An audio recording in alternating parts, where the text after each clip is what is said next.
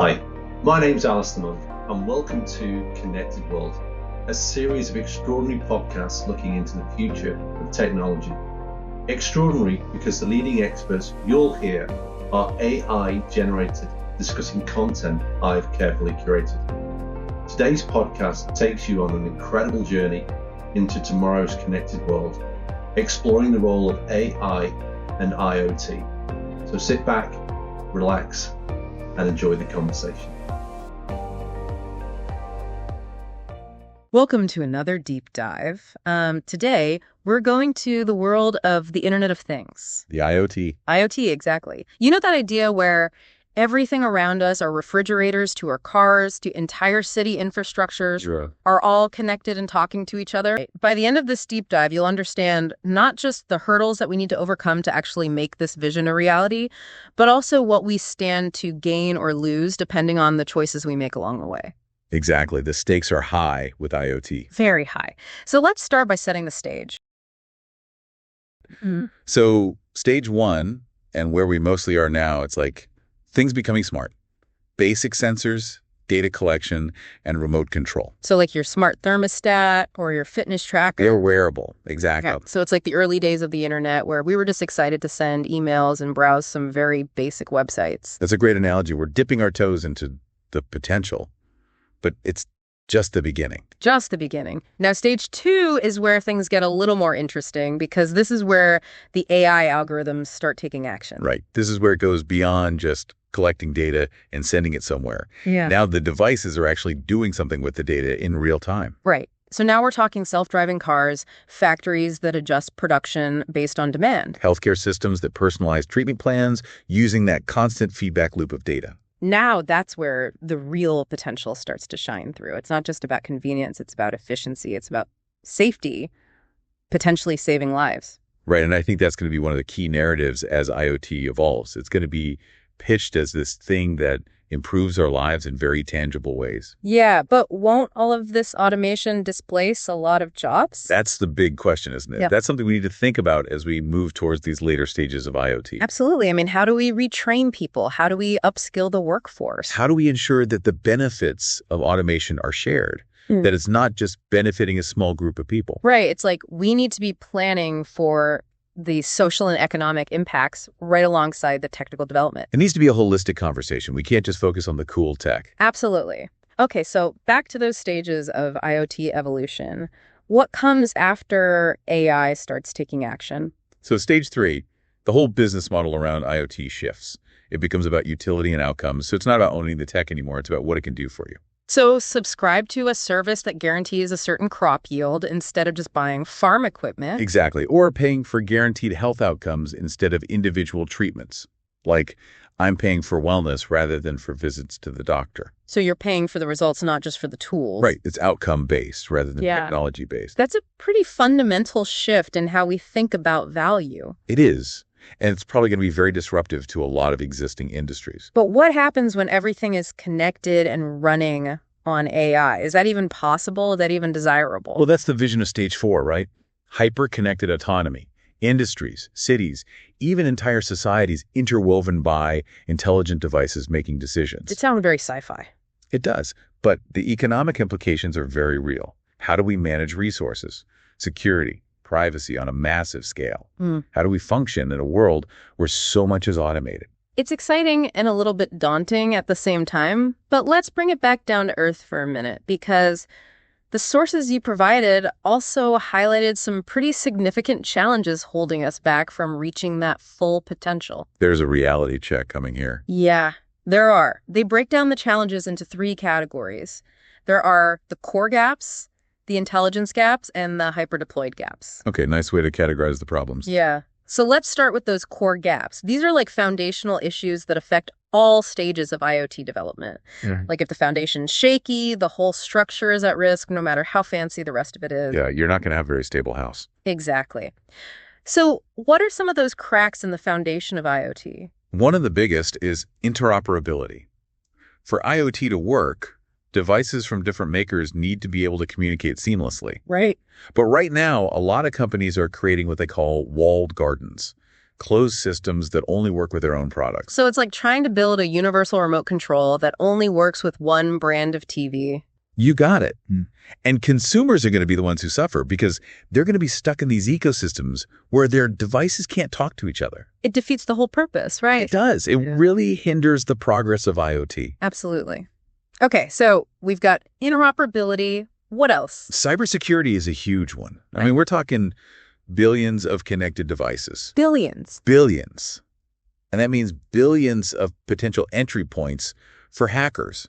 And it's not just about data breaches, it's about critical infrastructure. Yeah, like power grids. Transportation systems. Yeah. Someone hacks into a smart device, it could cripple an entire system. That's scary. It is scary stuff. And the more complex these systems get, the more vulnerable they become. Right. And I'm guessing privacy is a major concern as well, right? With so much data being collected. Oh, absolutely. About our lives, how do we make sure it's used ethically and responsibly? That's the million-dollar question. We need regulations and safeguards to protect people's data, prevent it from being misused. People will lose trust in the whole idea of IoT if they feel like their privacy is being violated. It's like a delicate balance between improving our lives and protecting those fundamental rights. It is. And it's a conversation we need to be having right now, not after the fact. Absolutely.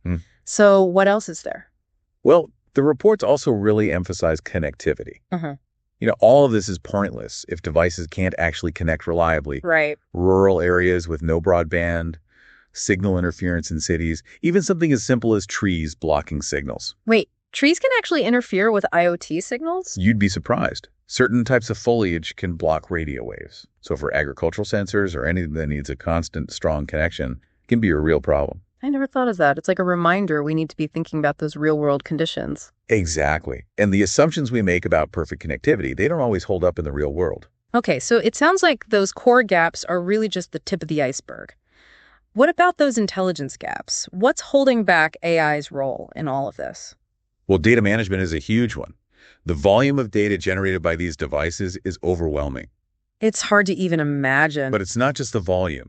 It's the variety of formats, the need for real-time processing, ensuring data quality. It's like trying to drink from a fire hose and make sense of it all. So it's not just about collecting data, it's about making it useful. You got it. And then there's the trust issue. How can we be sure that the AI algorithms are making fair decisions? Especially in areas like healthcare, self-driving cars. Right, it's high stakes. Absolutely. We need transparency, explainability, accountability. Yeah. People need to understand how these decisions are being made because they have such a direct impact on their lives. It's not enough to just say, trust us, the AI knows what it's doing. Exactly. We need to be able to see how it's working and have confidence that it's aligned with our values and priorities. Right. Okay, so we've talked about the core gaps, the intelligence gaps, and now we have to get to those hyper-deployed gaps, which I assume are the ones that really come into play as IoT scales up and gets even more interconnected. Right. These are the challenges that emerge when we start thinking about that truly massive interconnected future. Okay, so let's dive into those. What are some of the hurdles we'll face as IoT becomes truly, truly massive? Well, one is the need for a whole new IoT data ecosystem. It's not just about storing data, it's about making sense of it across entire industries, transportation systems, manufacturers, energy providers. Imagine if your house could talk to the power grid. That's a mind-boggling amount of data to manage. It is. And can our current infrastructure even handle that kind of information exchange? That's another gap, our communication and network infrastructure. Our networks just aren't built for that volume of data or the security that comes with it. 5G is a step in the right direction. It is, but we're already talking about 6G and beyond. To really handle the demands of a hyper-connected world, we also need advanced computing paradigms, like new ways to process information. Think of distributed computing, where tasks are spread across many devices. So instead of huge data centers, we distribute the load across the network itself. Like a hive mind, each contributing to the collective intelligence. That's fascinating, but what about the human element? How do we design these systems so people don't feel like they're losing control? That's the human-centric IoT systems gap. As AI takes on more roles, the interaction between humans and machines needs to be seamless, intuitive, trustworthy. So it's a partnership, not replacement. Exactly. And this is where individual choices really come into play. How so? What can we do as consumers to influence this? The questions we ask, the products we buy, the data we share, they all send signals to the market. We have a voice. We have a choice. We do. We can demand products that prioritize privacy and security, support companies that are developing ethical AI solutions. So it's not just about passively accepting whatever technology is thrown our way, right? We have power here. Absolutely. And that's where this deep dive really gets interesting. What kind of world do we want to create? What are our hopes, our concerns? How can we work together? And I think that's a perfect place to take a break. Let's come back and explore some of the potential solutions and emerging technologies that could shape the future of IoT in part 2 of our deep dive. Okay, so we're back and ready to explore some of those solutions, those emerging technologies that could shape the future of IoT. What do you think is like the most exciting or promising area of development right now? I mean, AI-based cybersecurity is really fascinating. Imagine a system that can analyze network traffic in real time and learn to recognize patterns of malicious activity. Like it's learning as it goes. Yeah, and it can predict attacks before they even happen, like a digital immune system that's constantly evolving. That sounds incredibly powerful, but wouldn't that same technology also give hackers a more powerful tool to use against us? How do we ensure that it's used ethically and responsibly? That's the big question, right? It's like any powerful technology, it can be used for good or for bad. We need safeguards, we need regulations. Ethical frameworks. Yeah, ethical frameworks. Yeah. Maybe even AI systems designed specifically to detect and defend against malicious uses of AI. It's like an AI arms race. Yeah, in a way it is, Yeah. and the stakes are really high. Definitely. Okay, so AI-based cybersecurity. What else? What are some other promising areas? Well, privacy-enhancing technologies are getting a lot of attention. The idea is to protect your data while still allowing it to be used for analysis and personalization. So you can still benefit from things like customized recommendations without giving up control of your information. So instead of companies storing all of our data, these technologies would allow us to keep our data private. Right. And there are different approaches being explored: differential privacy, homomorphic encryption, federated learning. It's all very complex stuff.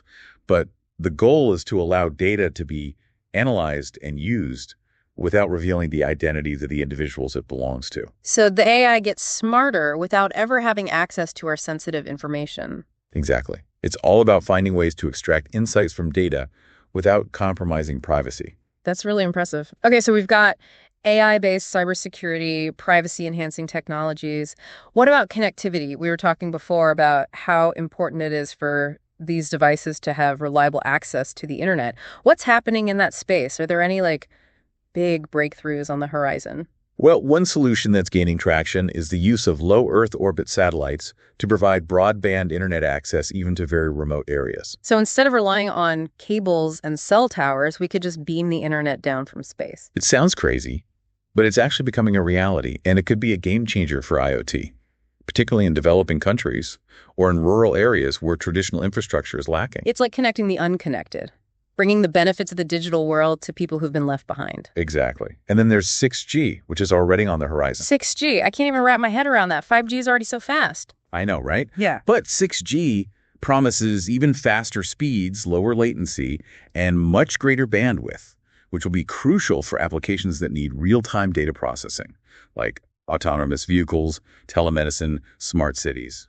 It seems like there's no end to how fast the internet can get. As long as we keep innovating. Okay, so 6G is coming. What about the need for new computing models? We were discussing the idea of distributed computing earlier. Can you explain that a bit more? How would that work in practice? So distributed computing basically means spreading computational tasks across many devices instead of relying on a single central server. So instead of one supercomputer, we're using the combined power of millions of devices working together. Exactly, like a network of brains, each one contributing a small piece of the puzzle. So it's more efficient, Right. And more resilient because if one device fails, the others can pick up the slack. Exactly. It's a much more robust system, and it's also potentially more secure because the data is distributed and less vulnerable to a single point of failure. It sounds like distributed computing could address a lot of the challenges we've been talking about. It's a very elegant solution. It is, and it's an area where we're seeing a lot of innovation. Okay, but let's not forget about the human side of all of this. How do we design these systems so they're intuitive, easy to use, and don't make people feel like they're losing control? That's where human AI collaboration comes in. We need to design systems that augment human capabilities, not replace them. Systems that are transparent, easy to understand. And that give humans the ultimate control over how AI is being used.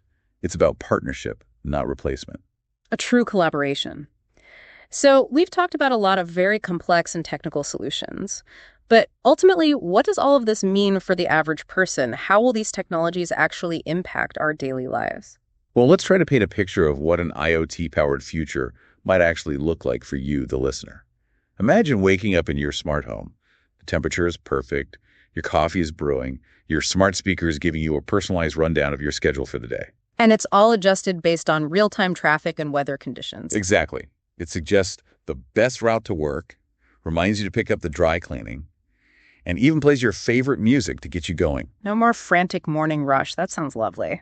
And then as you head to work, your car seamlessly navigates traffic, communicating with other vehicles and smart infrastructure to optimize your route. So the commute becomes productive time. I like it. You can catch up on emails, listen to a podcast, or even take a nap if your car is driving itself. Okay, that sounds amazing.